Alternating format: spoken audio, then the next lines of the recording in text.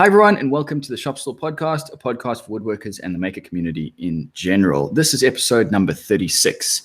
My name is Robin Lewis from robinlewismakes.com, and I'm joined by Jordan Crawford from Periodic Furniture Studio. Hello. Joey's not going to be able to make it tonight. He's still taking a little bit of time off with his new daughter, Gemma, so we might see him next week. We live stream recording on YouTube every Tuesday evening at 7 p.m. Australian Eastern Standard Time, or UTC plus 10, or you can watch or listen to it later on YouTube, iTunes, or SoundCloud. I want to say hello to everyone in the chat. We'll get to your comments towards the end of the show, but feel free to chat amongst yourselves, the idea being that this is also a place for people to meet. Now, I know we've been having a lot of trouble in the chat over the last couple of weeks, so Jordan and I have tried a couple of things tonight. Hopefully, it's going to be all right. But as we said last week, if there's any issues, just let us know and just keep us up to date. So that'd be great. Not that we can do anything, but we can be made aware of it. Yeah, we can't do too much, but at least we know then where we stand and we can try something for the next episode. All right, so announcements. John, do you want to start off with this weekend? Yeah, so this is weird for me to have an announcement, but this weekend, so Friday, Saturday, and Sunday, I am going to be at the Wood Show here in Perth, which is held at the Claremont Showgrounds. I'm not actually there with my company. I'm there with TimberCon, helping them out and doing some demos, but I would love it if you'd come up and say g'day and make me look popular, because then that way they might keep bringing me in to help out with more demos. But yeah, that's cool. Do you know if there's a ticket price on it?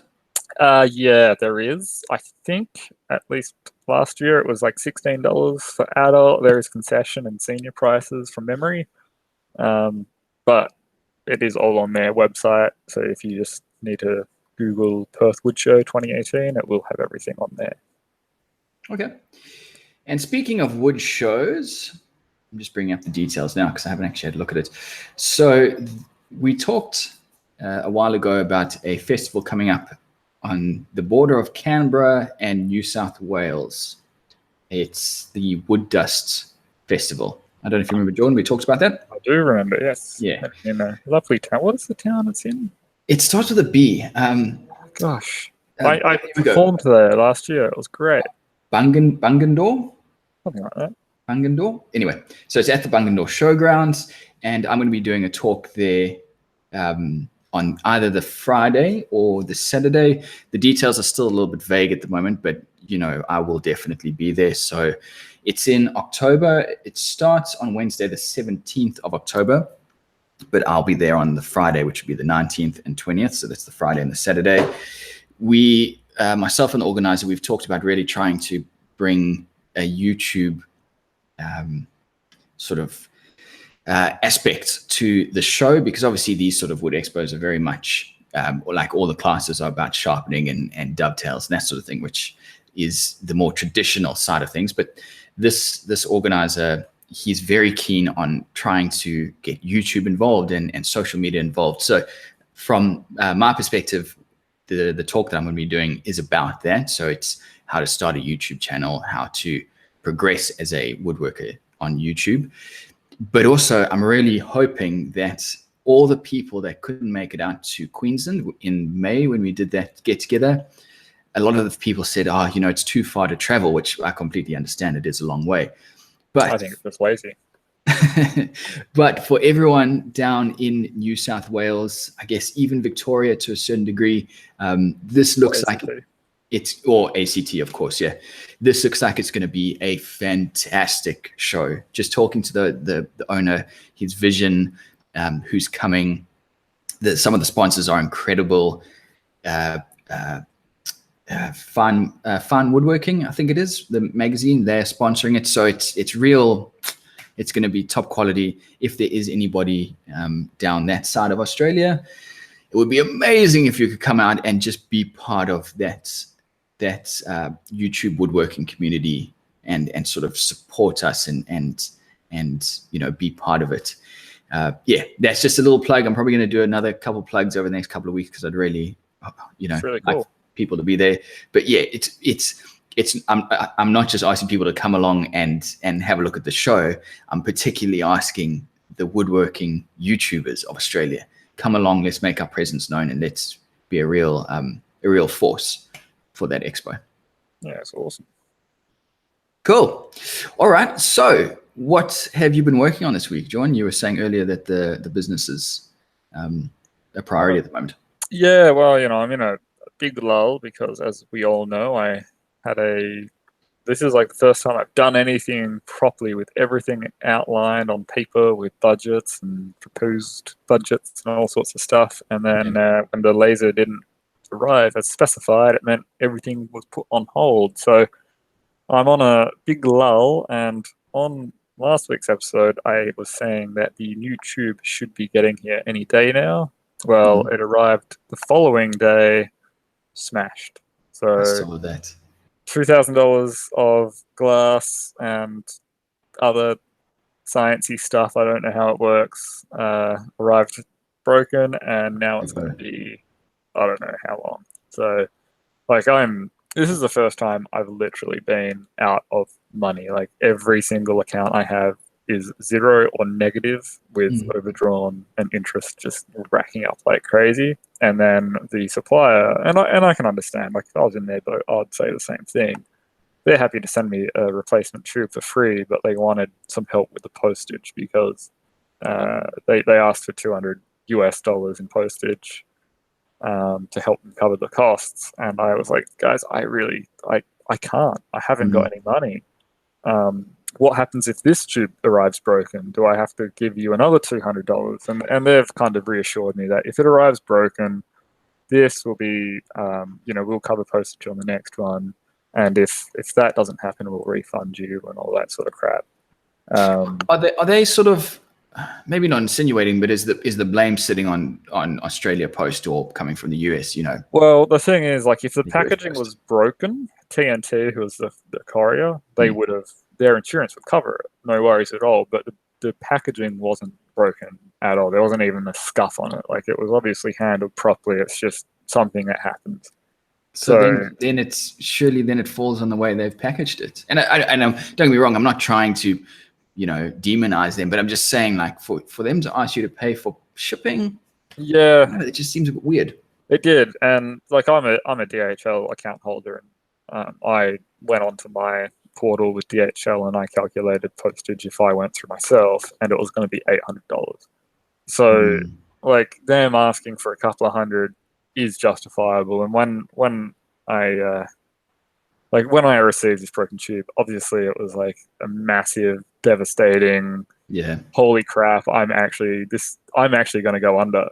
I can't see any way out of this. And when they said, can you help pay for additional postage? Actually, initially they said, could you help us with $250?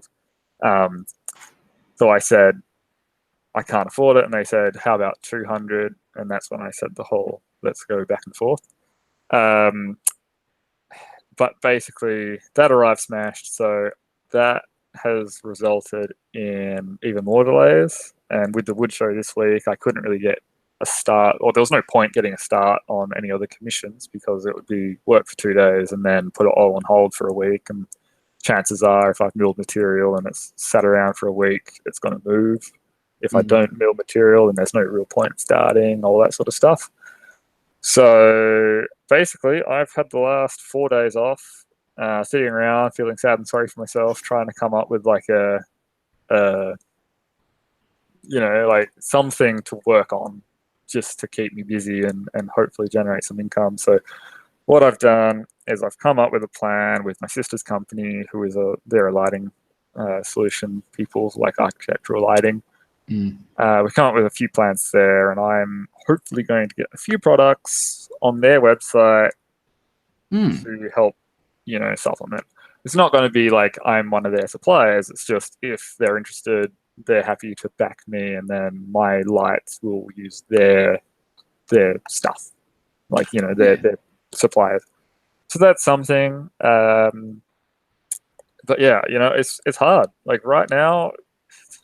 So there's nothing going on in the shop. No, absolutely not. I've closed the doors. I've walked away, because if I'm in there and I'm walking from end to end trying to think, well, I could do this, but if I do this, then it's going to be in the way for when I do this. So I'm walking up and down, and it's not It's not productive, for one. It's not helpful for me. And as has been in the news everywhere lately, it's like, take a mental health day. Yeah. And like, I'm taking a page out of that, because if I'm forcing myself just to be there for no reason, I'm feeling more and more negative about the whole business. Mm. So, I've walked away, basically.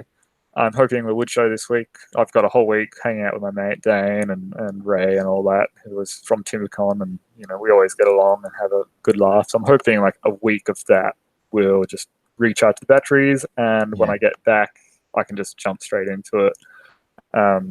It's a shame that the work that I have got on isn't quite enough to cover, make ends meet right away, but there is work in the pipeline. So maybe if I can, I will jump into it and, just say, hey, I'll take this job on for nothing. Yeah.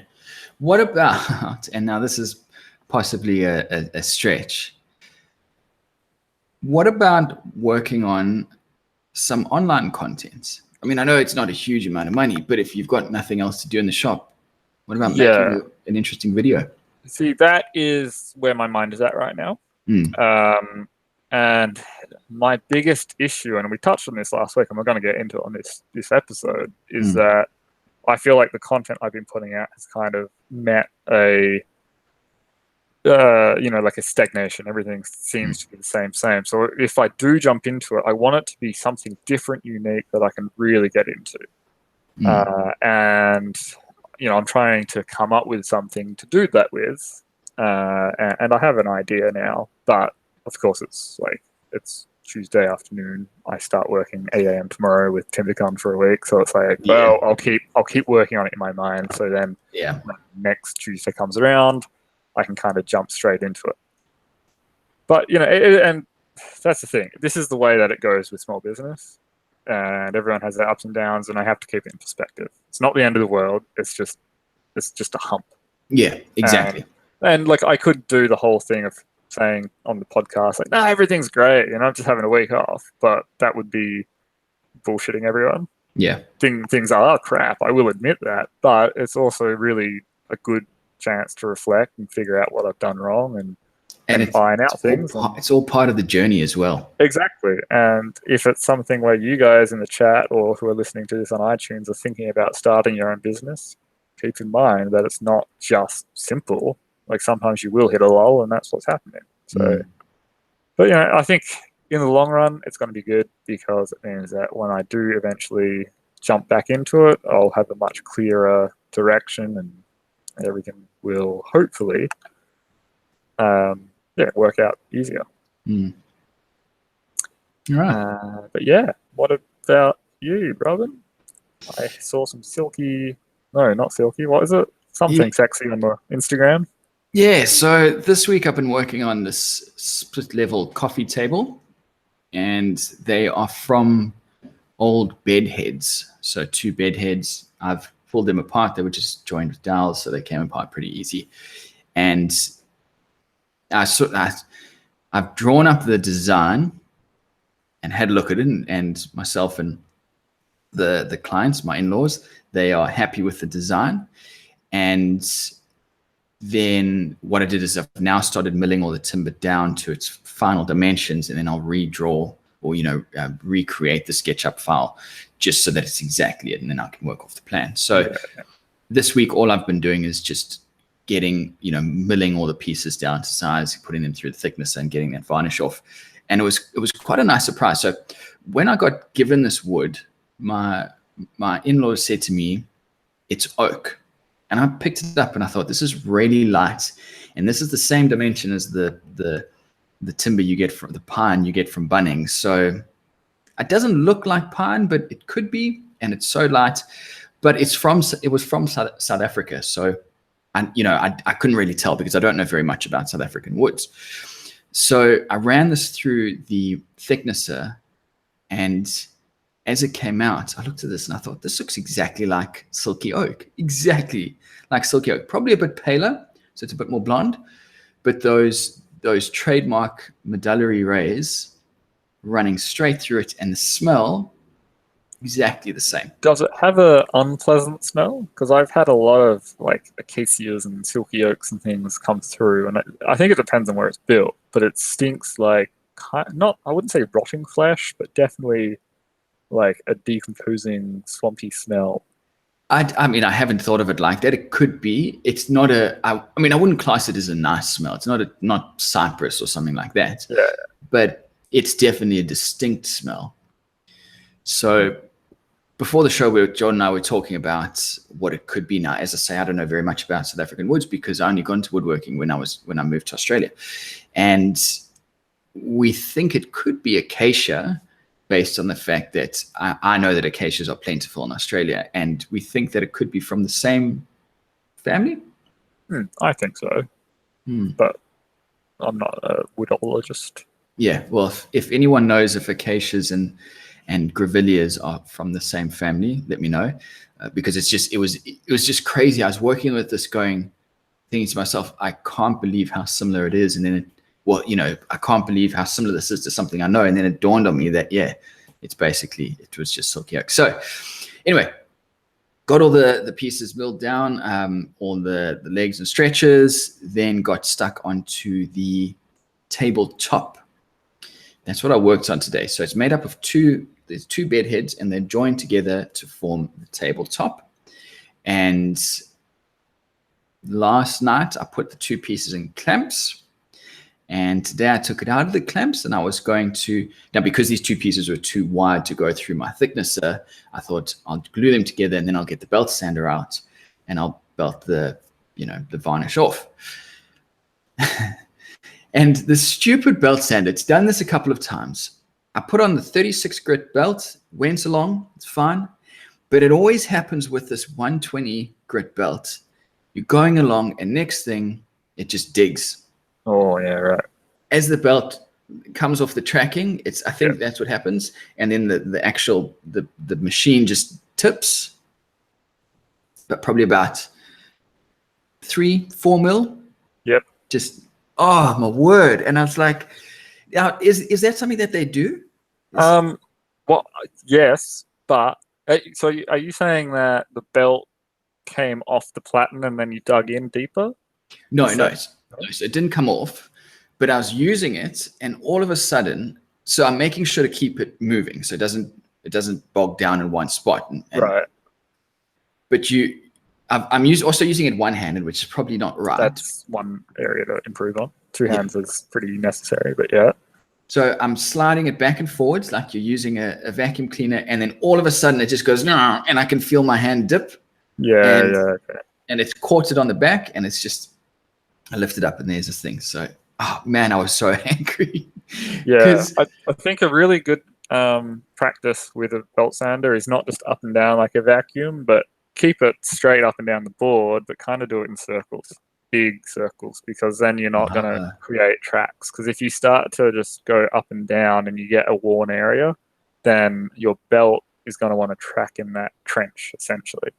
And so where this it was where there's, because there's about the actual timber, the actual boards are made up of a few pieces of timber, and it's right on the glue line where I presume you're going to have the different grain changes. And you would also have a slight seam in there. Yeah. I mean, that's just part of belt sanders. Once you master it, they're amazing. I think it's one of the best tools in the world. It was Steve Ramsey once said it's an unnecessary thing in the workshop, but I think it's amazing.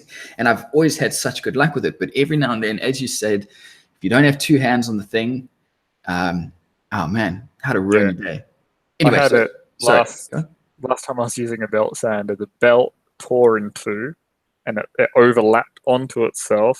So it was kind of like sanding a T into the surface, and I didn't notice I felt something hit my knuckles, and I thought, it must just be some of the crusty bark or whatever. And then it just kept going, and a few seconds later I looked down and I see this massive scored mark throughout the entire top. I'm like, so to get around the problem, I did what I should have done, because I now ended up with a 700 mil wide panel, right, which I then cut into 3 pieces, put it through the thicknesser, glued them back up, Problem solved. Yeah. which was obviously the long way around, but I should have just done it in the first place. And it looks a million times better as well. Yeah. Still having a bit of issue with my jointer. I don't know if one of the beds is now gone up or down. I'm still getting a bit of a convex edge when I use the edge jointer, but I just... Is it the whole length or just at the start and stop? Like, is it like snipe, or does it actually induce a curve as you're using it? It creates the curve. So what happens is you've got a general, let's say I've got a perfectly flat piece. Yeah. I run it through, and then the back end doesn't engage the blade. So the back end of the board will just miss. Yeah, okay. So you've probably, I'd say what you've got is, instead of yours being a straight line, imagine that you raise the beds to the same level. I'd say that you've got a slight Z shape. So it would be one of your two tables, hard to say without having a really long straight edge, would be dropped down a little bit. Yeah. So what you can do, you've got a Gibbs style dovetail like mine, right? It's not a parallelogram. What you can do is you can just get some shim stock. I usually just go to like a car shop and get the cheapest feeler gauge set I can, and just pull a few gauges out and just jam it in with the gib, and then that will actually raise or lower, depending if you put it on the bottom or the top, the overall table, and it will improve it. Do be prepared though that what you think it's going to do is generally the opposite thing. So if you're thinking, oh, I'm going to shim it here because it will lift it up, it doesn't actually lift it up where you think it is. It's a real mind annoyance. Yeah, well, that's the word you wanted to use. I was going to ask, because the last time that I had a problem with it, that gibber just slid out completely because I didn't know what it was. Yeah. And so I popped that back in, and it's heaps better. But in my mind, I can't see how those little set screws are going to adjust the height of the table. Yeah, so they don't actually adjust anything. They're tension, so that's how you take slop out of your table. So you want them, especially on your outfeed, you want them to be quite tight. Like, you don't need to be able to move that table once it's set. It's set unless you change your knives to have more exposed or less exposed. You shouldn't need to adjust that table. So you do have to, and this is where this style of jointer is cheaper, is because adjustment isn't there. So you do need to use shim. So you actually go in under the dovetail and shim it, then tighten the gib down. That will lock it down onto that new plane. Right. So those set screws are not for adjustment. They're just tension. That's right. Right. Okay. That's interesting. And in the perfect world, your dovetail would be perfectly machined. But these are still, at the end of the day, still going to be made in Taiwan with, either machines which have made thousands of them or people that have error. So, a worn machine is going to make a worn dovetail machine dovetail. Yeah. So it's a pain in the butt. But once it is set, you generally don't get it to wear out too quickly, especially on an outfeed table, because you just don't move it. Like my jointer, which is 75 years old, that's worn, but it's worn to where I've got it shimmed, and now it's fine. Yeah, this problem is on the Infeed table, I suspect, because everything I've read has said that the Infeed table is on an angle. So as you put the board in, it's coming in at the wrong angle. So it's that first 10 mil of the board is coming in at the wrong angle. Let's say 100 mil. Yeah. Once you get past that, you can then push that 100 mil down. So now you're on the outfeed table.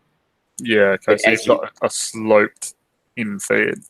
Yeah. So you can't line it up with the outfeed table, in that first 50 mil. And I think that's where the problem starts. So because it's so frustrating, because I push the board in, and as soon as I can get it flat on the outfeed table, it is, and I can see the board tracking perfectly along the outfeed table.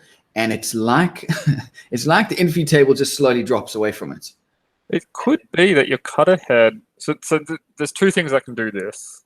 One is the sloped table. So obviously try and get even a spirit level. People say don't use a spirit level, but stuff them. I went out and bought a 1.2 meter like straight edge $1,000 straight edge. So yeah, okay. So you already got that. I mean, that's better than a spirit level, but still.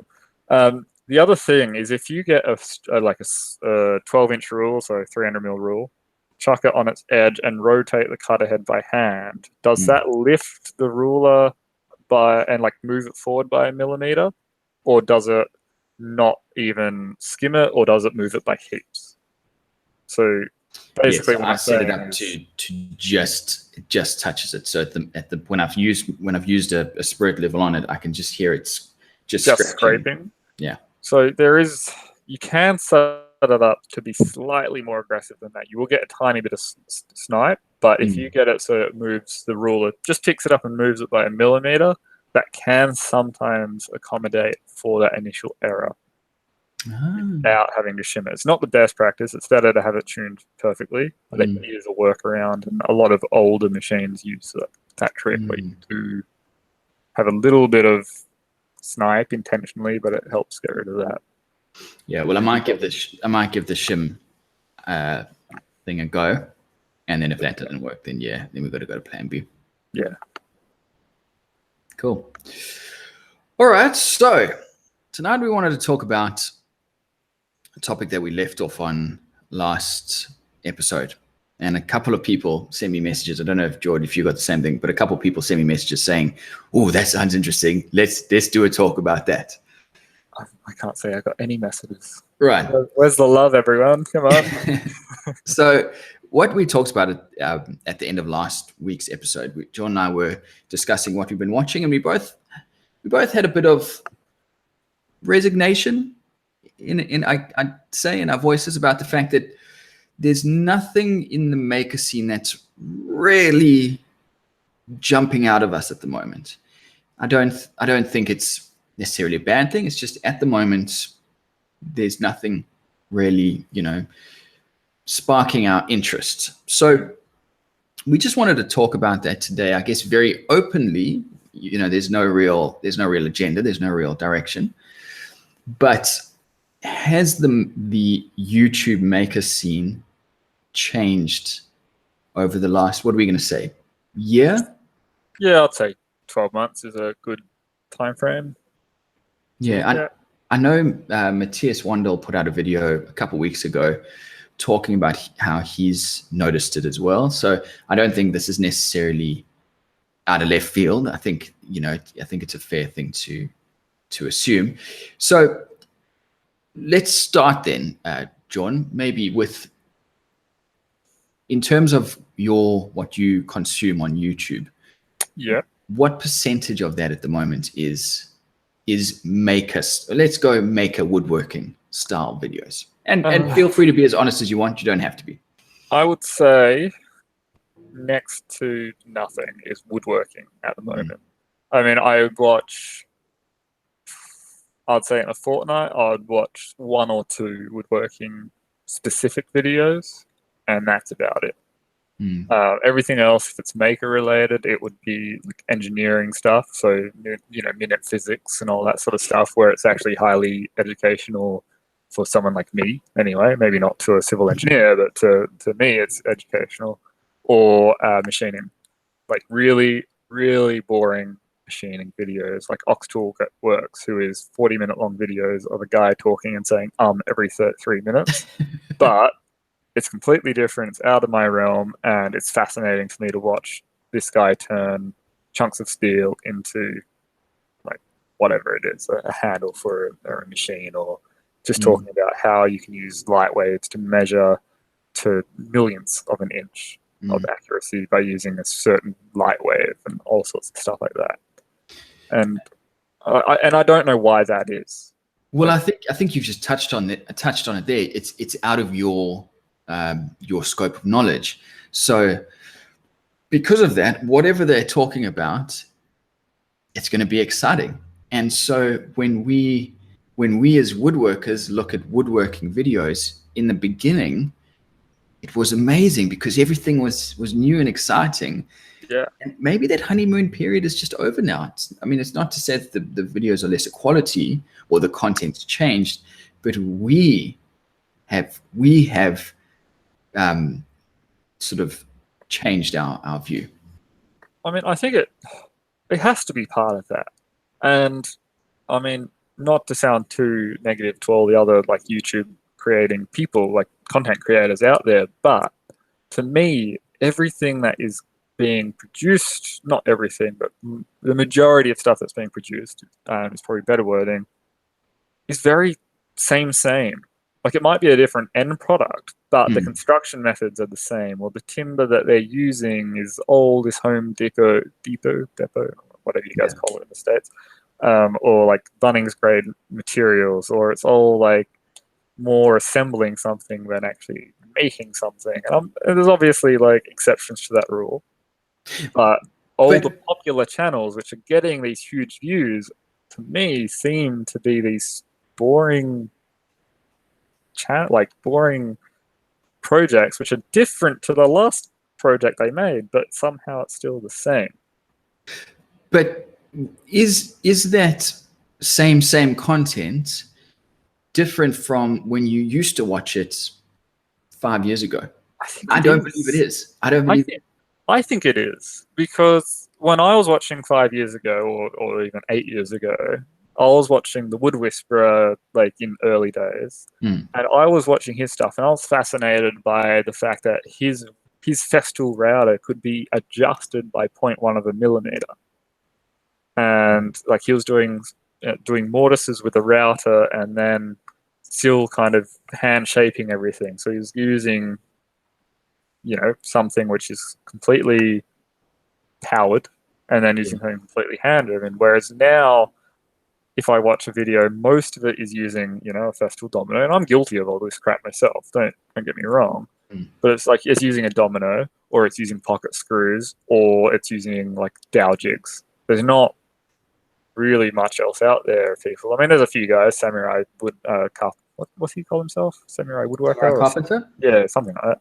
Like he does traditional joinery all the time, and that's like obviously one exception, but a whole heap of the other stuff seems to me is about making it as quickly as possible.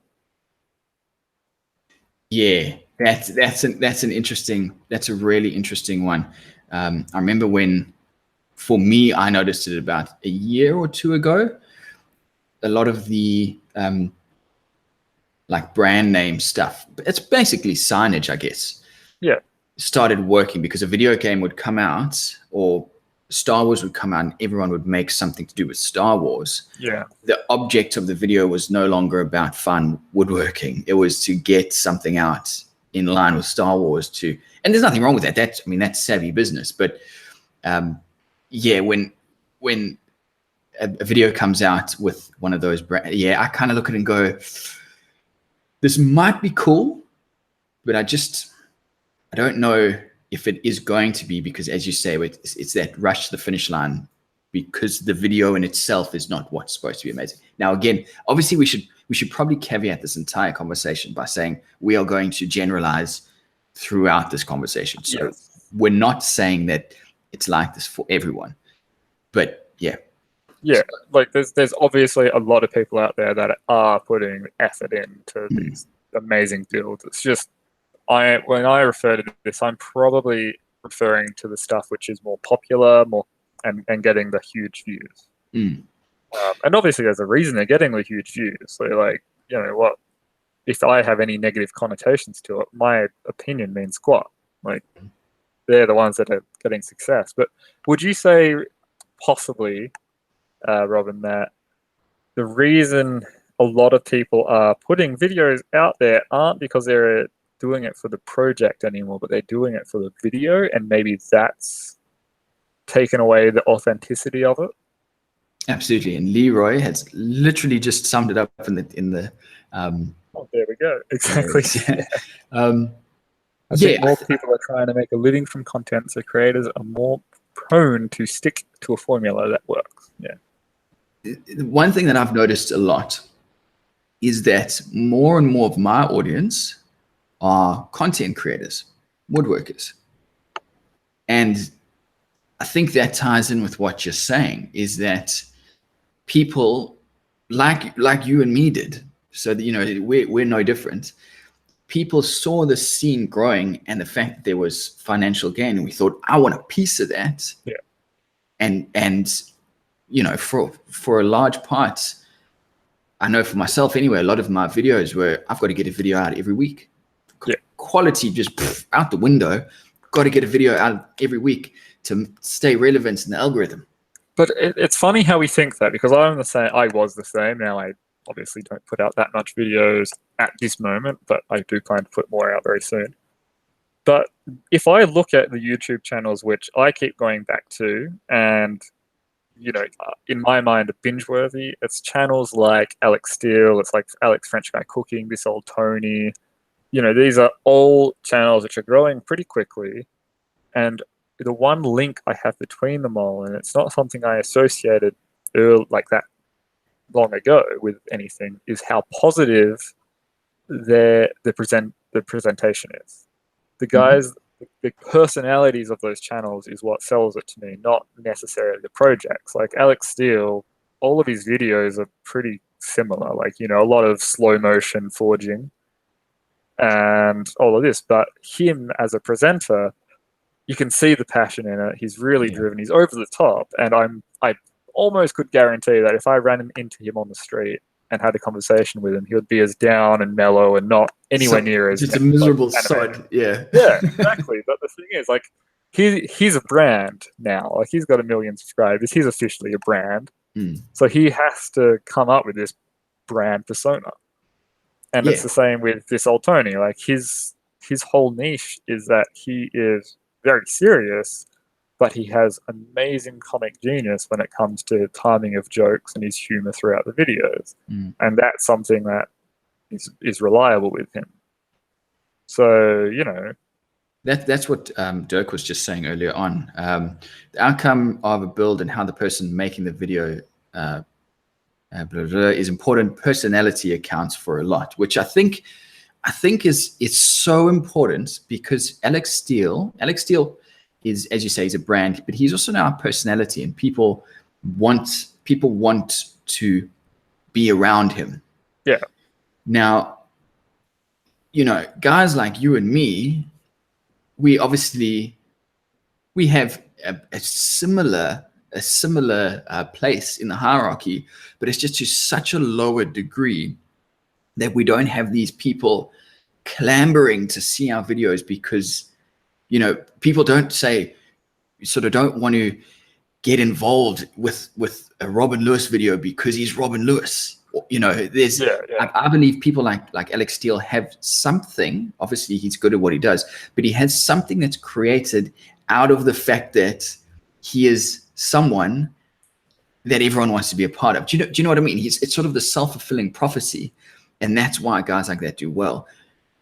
Yeah, his content is amazing. I'm obviously not taking it away, but because of his growth, in the back of your mind, you're thinking, there's something going on here. I want to be a part of that, and that snowball grows. Oh, 100%, totally. And I think that's that association with seeing what's possible and thinking, oh, I could have a part of that. How hard can it be? And people jumping on board and trying to do the same thing. Not necessarily identical thing, but, you know, make a living off being a content creator is maybe what's flooded it. Now, for me, like, not to get too like self-indulgent here, but for me, when I started making videos, I did it because I freaking loved that process of filming the project, editing it, putting it online, sharing it with people, and then as my business became, which seems like it was a long time ago, and it was only about 2 months ago, it became, you know, more and more successful, and I had less and less time to put into the actual videos, and it was, let's just put all the focus into the actual project, and if I can get a video out of it, great. It actually took a lot of that driving force of creating the videos out of it, and therefore took the kind of motivation and the passion out of it. And that's when shit went south on my channel of doing this. Well, maybe I can do the daily vlog. Okay, well, some people loved it, but majority hated it, and that kind of took away that driving force of it. So I think keeping content relevant and keeping fans relevant is just as much of an issue as the videos themselves, right? That doesn't even make any sense. No. I think that does make sense, because in that moment where you were scrambling to make something happen, your core values of your videos changed.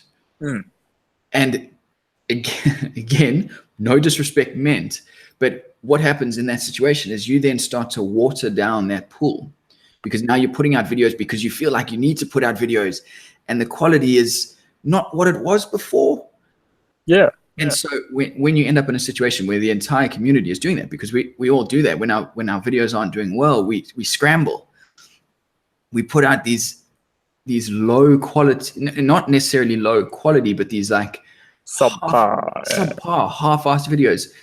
You know, I made a video about a year ago where I made it was supposed to be a pencil holder out of concrete, bit of copper pipe. It was terrible. The project was terrible, but I had this really cool idea on how to film it. All my effort went into the filming, and I lost sight of the project, and I got slammed in the comments, completely justifiably. It was a terrible video. But in my head, while I was making it, I was thinking, this way of filming is amazing. This video is going to do so well.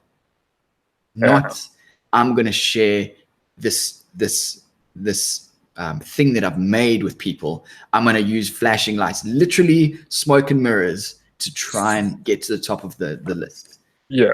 And it's wrong. It's so wrong. It is. It is. I think everyone with a YouTube channel of any size above, a couple of hundred views per video is guilty of losing sight of the actual product and is putting it all into the video. And even if that video isn't what your viewers came to you for. Yeah. But to bring it back to the original topic of sort of, is the maker scene slowing down a bit? I think because of all these things that we've talked about now, the what do they call it? Is it the barrier to entrance, or you know what I'm talking about? The starting point, or what you need to become a YouTube maker. People have seen that there's this bandwagon or this cash cow, like yourself and I did at one point. And so many people have just jumped on now that there's just this complete flooding. And man, when I go into my subscriptions feed, I'm just scrolling through going, nope, doesn't interest me, not interested. Ever click on one of them. It's just, I've got a handful of people that I watch religiously. As what we were saying earlier, I'm watching it for them because I like them. I think if, in this sphere, we would be friends. So, you naturally, what do they call it? A pseudo friendship. Yep. But in terms of the actual projects, I just don't, nothing gets me excited like it used to. Yeah. And I'm in the exact same boat. And it's this that has, we talked a few, maybe 5 episodes ago now about, the change of my YouTube channel, main YouTube channel's name. And that is because I wanted to free up myself to actually change from crap that no longer interests me and actually go in a slightly different direction. So whether it be, an engineering project or a 3D printing or something like that, it gives me that freedom without my audience expecting everything to be out of wood. I mean, I haven't successfully implemented it because of time restraints and all that sort of crap, but it is because I had the exact same impression as you, where it's, nothing is really interesting me out there right now. So why would I want to contribute to it? Yeah. And I haven't successfully come up with a way to combat that issue, but we're working on it. One thing that is quite unfortunate about this whole thing is I think you do then end up, you as the viewer get into this mentality of no, scroll, and you can end up missing stuff. We've got Vic from Down Under Woodworks in the chat at the moment, and he put out a video. It was to make a pot plant holder out of dowels, and the way he went about cutting those. So basically, it's half lapped dowel. So you can imagine cutting those half laps in round in dowel stock can be quite. Well, for me anyway, I'd never thought of it. In his video, he came up with a super cool jig. I thought it was amazing. And if you get into the habit of just skipping through things and not keeping up with them, you can miss out on those absolute like nuggets, gems, because you're so busy just going back to what you know. So I guess there is something to be said for every now and then you as the viewer, you need to put in the effort and you need to break out of your routine. Oh, totally. And I think maybe that's also a huge thing, is that it's our routine has changed. Like, you know, we are definitely in this conversation anyway, kind of saying that the content has not necessarily changed, but content is responsible for our disinterest. But maybe it isn't. I mean, maybe it is that we've changed our habits, and it's nothing to do with the actual content. It's just our habits, or not even necessarily habits. Just we as people have grown. The YouTube phase has shifted. We've got old and boring. Those are all contributing factors. This week, I got a couple of people contact me for sticker swaps just out of the blue, and I've never heard of these guys. And I thought to myself, I wonder if, you know, we're sitting here and we're having this conversation, thinking back on the good old days, you know, when the maker scene was blowing up and it was incredible. I wonder if there's going to be we're just one generation of it. There will then be a resurgence of it in the next generation. Oh, yeah. That's an open question. I mean, how could there not be? I mean, let's look at pop culture. In the 70s, I think it was, yo-yos. They were like the fad, right? Yeah. And then they died out, and then they came back in the 90s, and then they died out, and they came back in the thousands. It's like everything has a cycle. Mm. Same as, you know, pop culture in anything with comic books. Spider-Man was huge, and then died, then was huge, and then died, and then got sold out to Hollywood and died. Yeah. But I can't believe that the content is going to change. Because I think content will only change with technology. Yeah, correct. So when the CNC thing happened, the CNC movement happened, and lasers, that was all it. But in terms of woodworking, it's going to come down to the individual, the character, the personality, because surely by now we've YouTube saturated with anything that you can think of woodworking wise. You can find a video on it. There's anything wise. I mean, 95% of my problems, instead of Googling, I YouTube now. Yeah. Like almost everything is now YouTube. Yeah. So the idea that something new is going to come along. So going back to your analogy about was music. The music does change as we go. Now, I guess you could, depending how much you dislike certain genres, you could argue that it doesn't. But there is a progression. The way you make a coffee table between mortise and tenons and pocket hole screws, that's never going to change. Well, it's not. The fundamentals aren't going to change, but it will change as styles change, as in what's in fashion, what's in vogue. So if like I think right now there's a lot of Scandinavian influence out there, especially in Australia. But there's also the other side to say that the way that they used to make a coffee table in the 1800s was all back saws and chisels, and then they would, everything was through mortise and tenon, and everything had hand cut because there was nothing else out there. And then you get to now where you've got one extreme, which is the pocket screws and the domino, which is basically make anything flat pack. Who cares? We can stick anything together with this. So that's where the change is going to be. Like you look at the old Norm videos and everything was biscuit joint because biscuits were the new technology. And now you look at everything and everything is either domino or pocket hole. Like pocket hole was around back then, but domino wasn't, and now everything's dominoed. So what is the next huge thing going to be that will change it? Talking about that, I don't know if you watch Andy Rawls. I do occasionally, yes. So he put out a video recently. I think it might have actually been today, where he's making a big conference table out of some hard maple. He's got a machine called an S4, which I don't know if that's just a name that he gave it, but because it does what it says on the tin, it dimensions the lumber up. Yeah. You literally take a piece of timber, you put it in the machine, one side, other side, top side, bottom side, out it comes. Yeah, 4-side planer. Oh man, what a dream! Yeah, no, they're pretty cool. I mean, they've been around for decades. They used to be steam powered, but yeah, they're incredible machines. But maybe that will be the next. Maybe that becomes commonplace, and everyone's like just a benchtop unit.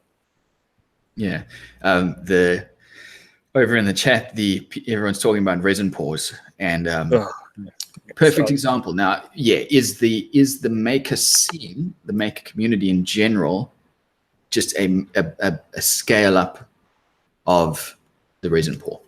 I saw something funny. It's around this.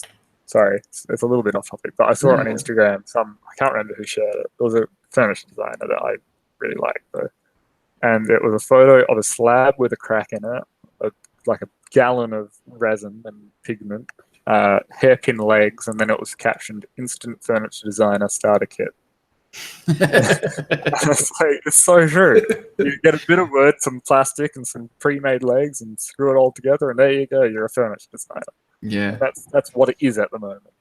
Yeah, that's quite funny. I met up with someone in last weekend in Adelaide who's a carpenter, and he was talking about how he's into YouTube and he's finding it pretty helpful. And I was like, oh yeah, I'm on YouTube, yeah.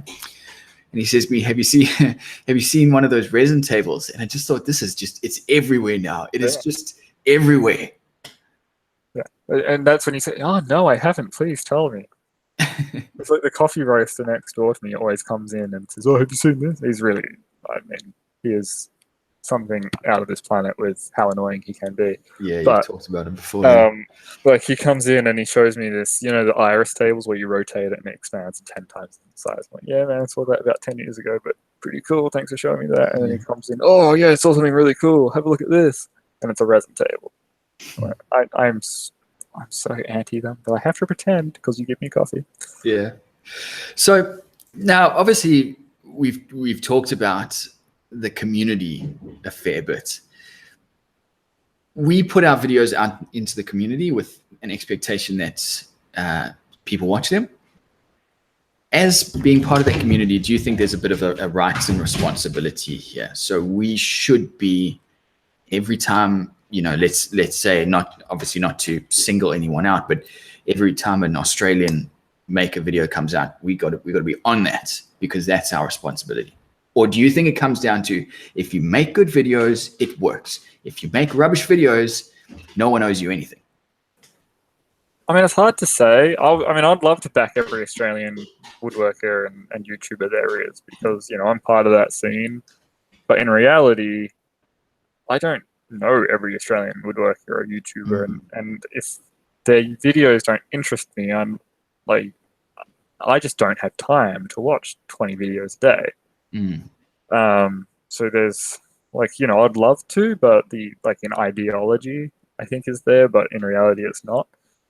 I think the bigger responsibility comes down to us on a personal level as a creator. So, if we're working on a video and we're watching this and think, what a crock of duty, then do you think it's our responsibility to say, let's not put this out there. This is adding to the problem, which is a saturated market for personal gain.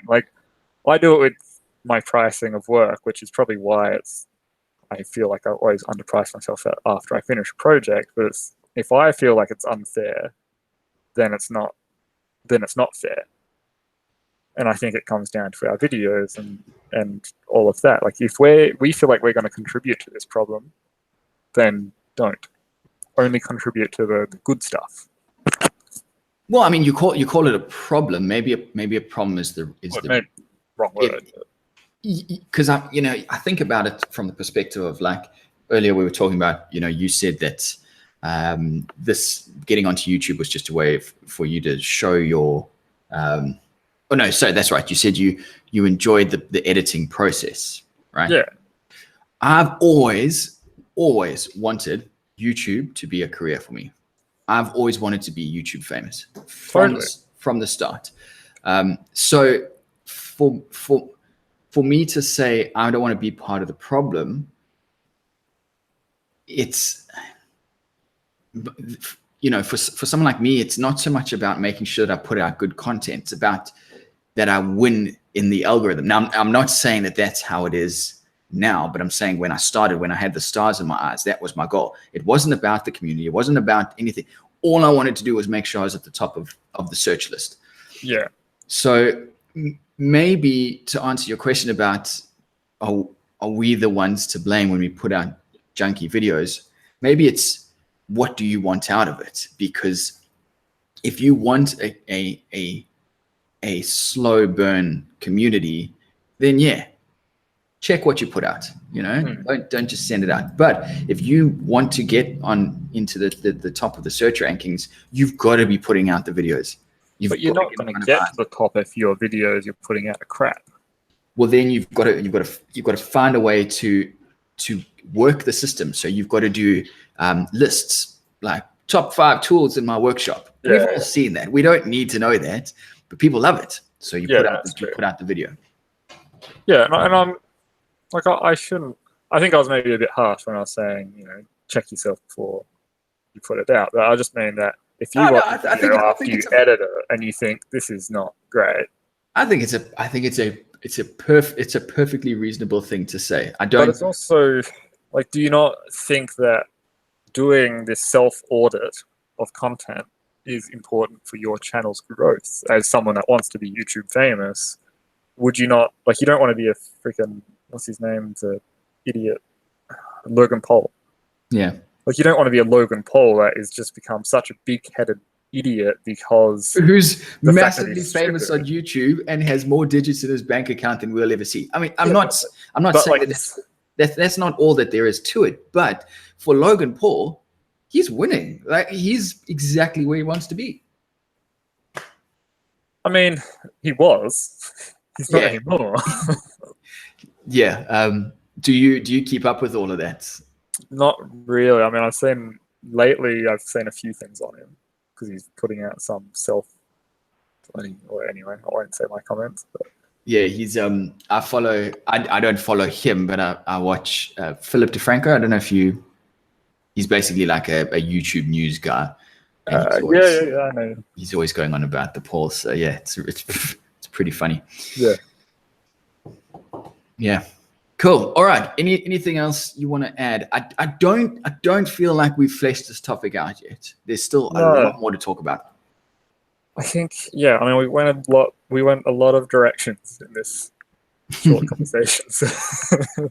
Yeah. But no, I mean, I think we've got a very good start on it. There's more to talk about though. Well, then, at least to round off the topic of the video is the maker scene slowing down. I personally think it is, only because our community is now becoming more and more makers as opposed to content creators as opposed to consumers. Mm-hmm. And I think as soon as you do that, you're watering down the pool, not necessarily because the content creators aren't viewers as well, but people who are creating content view things differently to just a regular viewer. Definitely, yeah. Like, content creators are probably bigger critics than a standard viewer. Yeah. Yeah, no, I think that's a really good way to put it.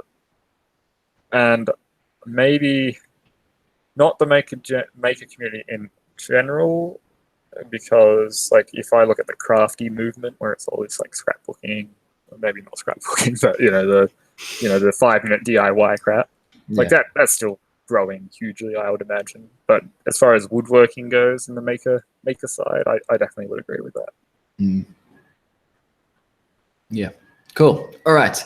So speaking of watching videos, what have you been watching this week? You wouldn't guess it from my earlier comments, but I've been watching a lot of Alex Steele. Going straight for the big guys. Yeah, that's what I've been watching. I can't. Videos are good. Yeah, Good. it's good videos. I mean, I think I did say this. Like a lot of it's the same stuff, but you just go back and back because of the personality. And yeah, it's just cool. It's kind of like a destructive relationship. You don't know why, but you just keep going back. Exactly. And in case like you live under a rock and you don't know who this guy is, like he's just a blacksmith who is a massive YouTube celebrity now, and he's making swords and knives and forging hammers, and it's just cool. Mm. Yeah. What about you, Rob? So there's a channel, I think it's Practical Engineering is the channel name. I've got a link in the video description below. He did a video. He does these engineering videos, which I find fascinating. So it's all like what's engineering? There's a fancy term for it. Civil engineering. All these civil engineering, like the way water runs through pipes and why you can't just slam a water pipe shut because what's going to happen. Water hammer and all that. Yeah, all stuff like that. It's really interesting. Anyway, he did a video this week about why bridges don't collapse in on themselves when you tunnel through them, and how bridge tunnelers use rock. I think they call them rock bolts. Yeah, rock anchors or whatever it was. Right. I watched this video. It's really cool. How cool was that? That was, and then okay, I'm not going to give the video away. This is going to blow your mind if you don't know about these rock anchors. Go and have a look at the video below, and you're going to see total witchcraft, in my opinion. I just thought it was just the coolest thing ever that he could do that. He does a practical demonstration of how these anchors work, and you will not believe. My biggest takeaway is that after seeing that, I can finally look into these tunnels and caves and things that I've been through and realize what these bolts are doing. Right? I had no idea what the hell they were doing, and now I know, and it's really cool. When I lived worth a watch. When I lived in London, all the underground tubes. Yeah. Well, you would have seen it when you were there as well. Yeah, all those little anchors all the way along. Yeah, that's what they're doing. Yeah, you did a really cool one a while ago with Earth. Or I think it's called earth mounding. That's another video of his to check out, where it's how like civil engineers combat earth just washing away when they're building ramps and bridges and things like that. That was a really cool one as well. My favorite, besides this one, because to date I think this is the best, is he talked about something, I can't remember the exact name, but it's to do with the friction forces within sand, and how you can take, with engineered sand, you can make a block of sand. I think in his case it was like 300 mil by 300 mil. Yeah. And he set a car on top of it, car wheel on top of it, but just the friction forces within the sand were enough to take the weight of a car, a little 300 by 300 cube of sand. I think that's what I was referring to, and he did it with like fiberglass mesh between, or fly screen mesh. Yeah, that's what he used. Yeah, that's the video I was just referring to. That was a freaking brilliant one. That was the first one. He learned on his channel. Yeah. Cool. All right. Well, that's about it. Yeah. Anything else you want to add, Jordan? No, just I miss you, Joey. Come back. Yeah, hopefully we'll have Joey next week. We spoke to him and he said it's a bit of a balancing act at the moment. So, we may or may not see him tonight, but hopefully next week we'll get some quality woodworking input into this podcast. That's it. Just want to do one more plug this weekend. George's going to be at the Perth Wood Show. So if you are in the area, head down to that. I'm sure it'll be worth a laugh. Go say hi to Jordan and get a picture with the celebrity while he's still underground. And okay. All right, everyone. Well, thanks very much for tuning in. I hope you enjoyed the show, and we'll see you again same time next week, Tuesday. That's it.